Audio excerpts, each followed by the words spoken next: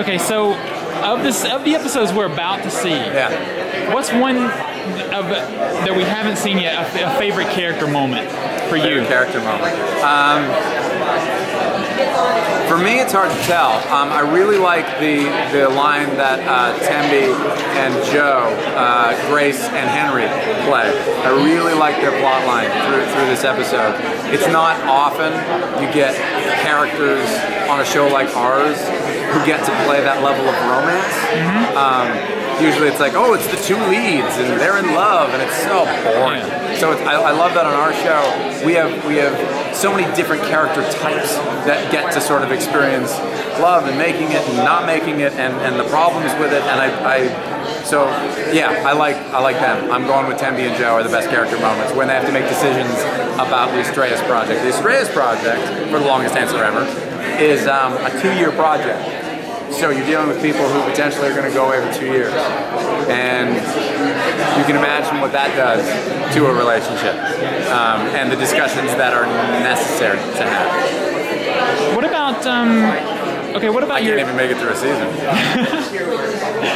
So what about your daughter? Are we going to see her back this season at all? Yeah, Jordan comes back. She's shooting an episode, I guess, in a couple weeks. Great. So what She's is Omega Girls. Jordan comes back for the episode that Sally directed. Oh, great. Okay. So what about that relationship, that on-screen relationship, to you is different than other projects you've done? With Jordan? I love Jordan. Jordan is, I mean, ironically, the character's relationship with Zoe is, he was a terrible father, and she's the one who opened him up. She's the one who really got him to, I don't know, embrace relationships completely. And are you trying to pull me? Because you're standing right here. I am. Okay, you're gonna pull me? All right. Okay. Just give me 2 secs. If you could just stand off a little bit, that would be great. Hit it again, the question. Okay. I'll just give you the last one. Okay. What's the process? We got it. Hit it. Okay, yeah. good. So basically, Jordan, and in my life, she's been a lot of the same. I mean, we're so close, and we're such good friends. And to get that sort of a relationship with a young girl has just been crazy. I mean, it's been just love the girl to bits. I mean, yeah. So it's been really nice for me, and it's been reflected in the characters, and we've hopefully that comes across on the screen. That's great. So what's the process, and what's the most awkward part of talking to the house, talking to Sarah? It's one take. The most awkward thing about talking to the house is there's nothing to cut to, because you can't cut to the corner of a room when there's nothing in it. So everything you do when you're working alone with the house is one take, and it's got to work as one, which means there's got to be all sorts of movement, and the thought has to be there in the turn, and it's got to work. So I like that because it's something to focus on. You know, you get in such a rhythm that sometimes it's nice to be the difficult things you look forward to. Sure. Because they're something that makes you focus.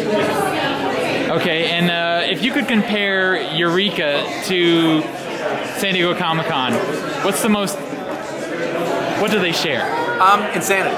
Both places, San Diego Comic-Con and Eureka, are both absolutely insane. You're never sure what's going to happen.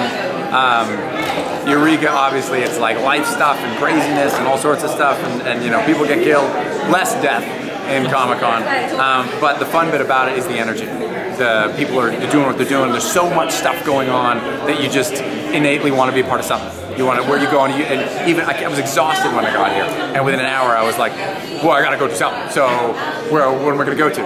And that's the sort of thing that I think they have in common. Okay, great. All right, here's a Twitter question. How did the hot water heater go?